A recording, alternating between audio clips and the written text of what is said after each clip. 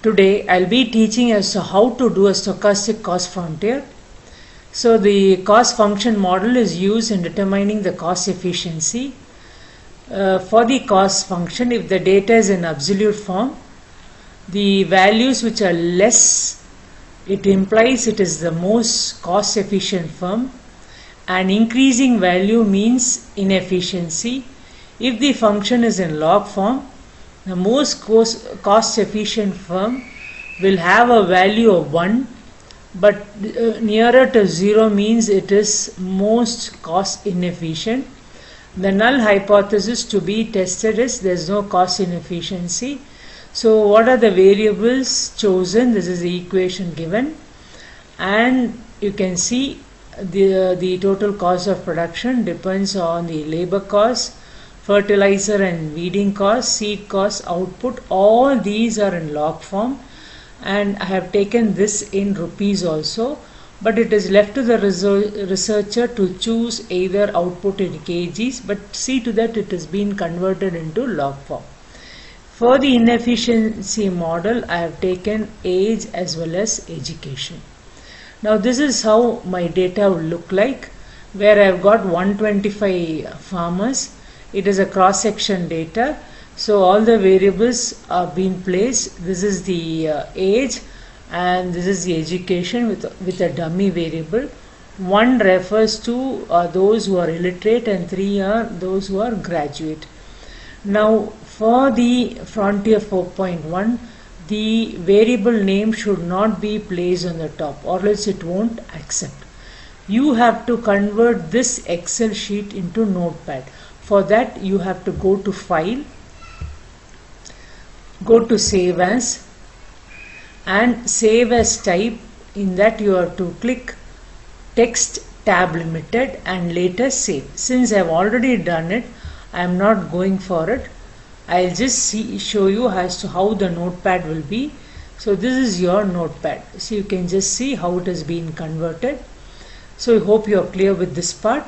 So next we are going to the instruction part.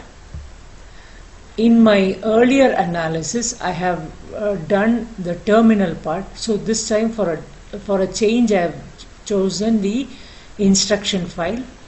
So here I am interested in the technical efficiency effects model. So it is 2. My data file name is 2.x. In Frontier 4.1, always that .txt should be there. Then the output file name, I have given it as 22.txt. So here I am interested only in cost function, so it is 2. Next is it's asking whether the dependent variable is logged. Yes, it is logged, so I have put y. So the number of cross section is, here it is 125.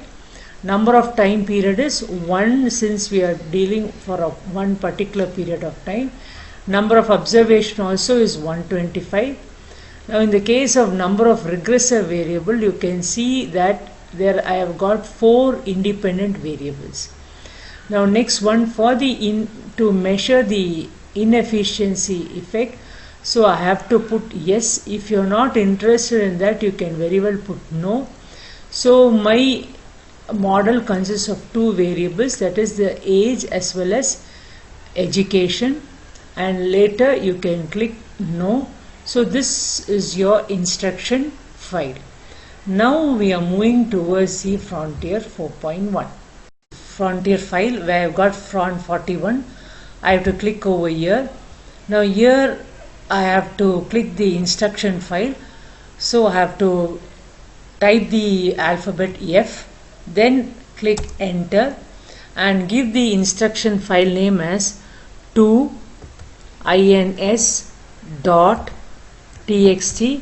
My output file will be 22.txt, that I will just show you once again. So you can see the instruction file here.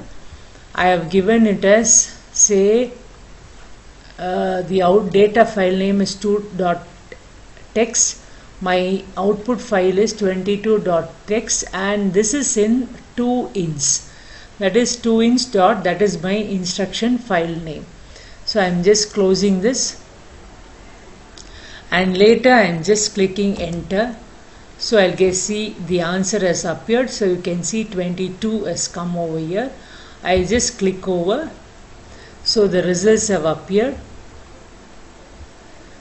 So here we are not worried about all this. We are just getting back to the the final MLE estimates, where you've got the 4 independent variables, and these 2 comes under the inefficiency model, that is the age and education, the sigma square and gamma.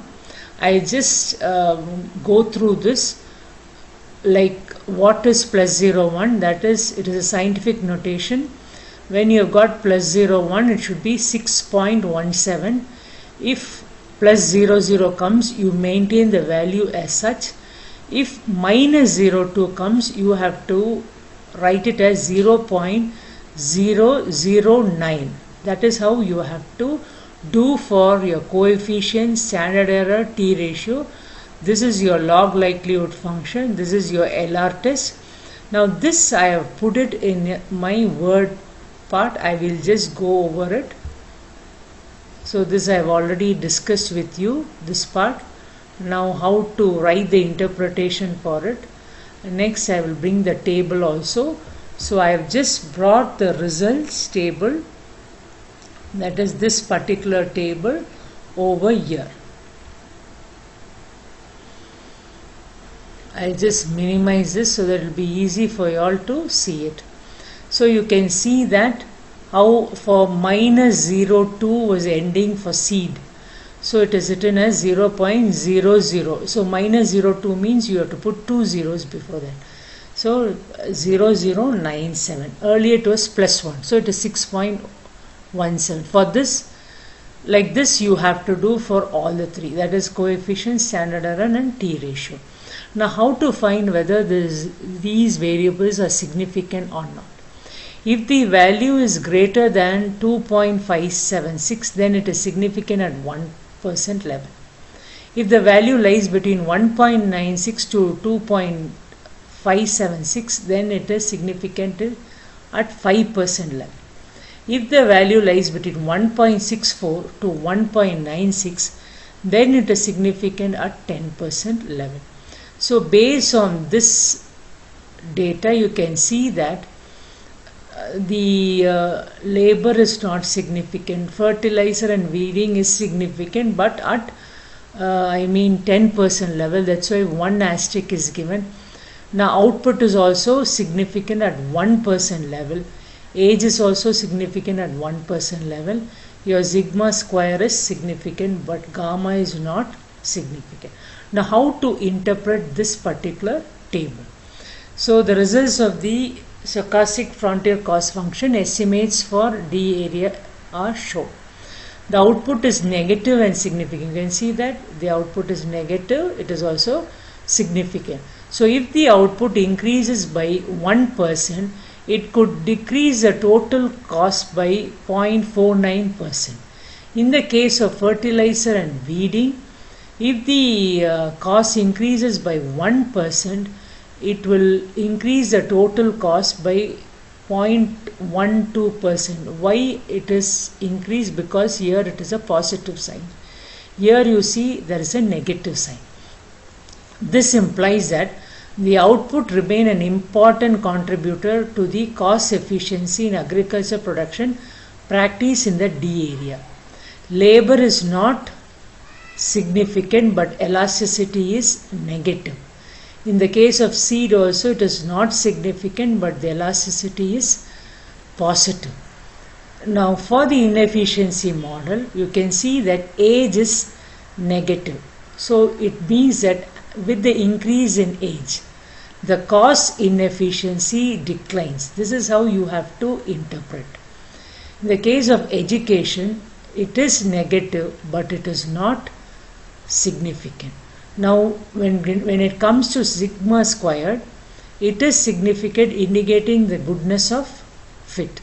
The case of gamma value, you see that it is not significant, which implies that 99.99% of the variability of cost efficiency from agriculture production is attributed to the output, and the rest is due to random noise.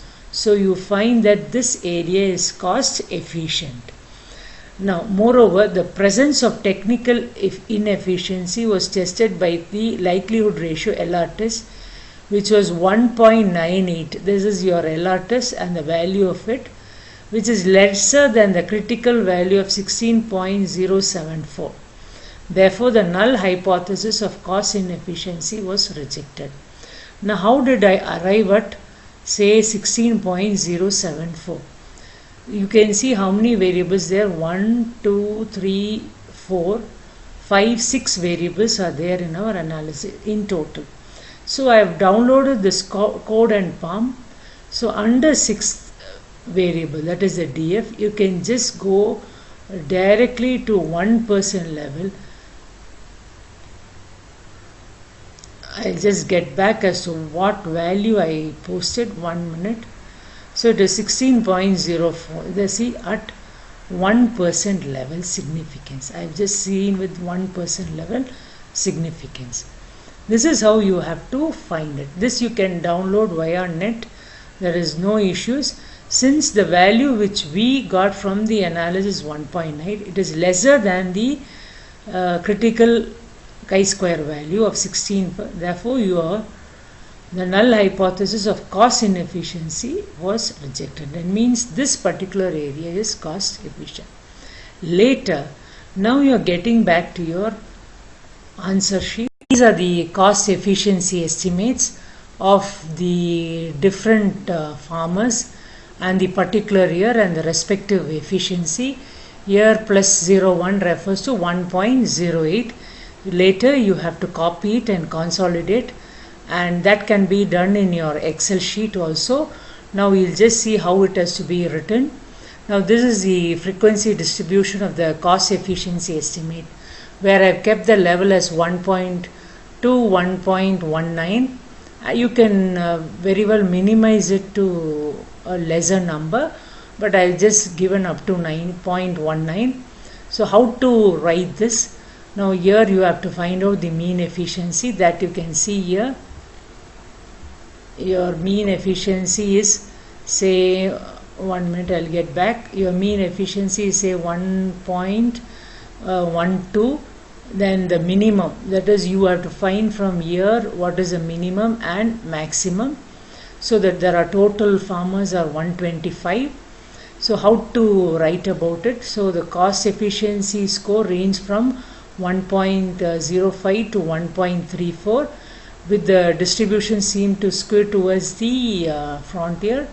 So the cost efficient index was more than 100% since the score is 1.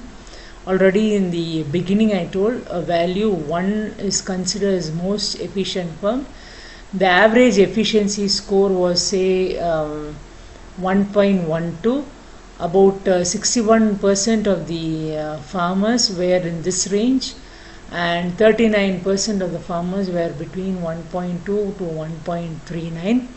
So to be more cost efficient, a farmer needs a cost saving of 16.42%. That is 1 minus, this is your average, divided by the maximum into 100 to attain the status of the most economically efficient producer. This is how you have to interpret your results. Hope you are clear with this. Thank you for listening.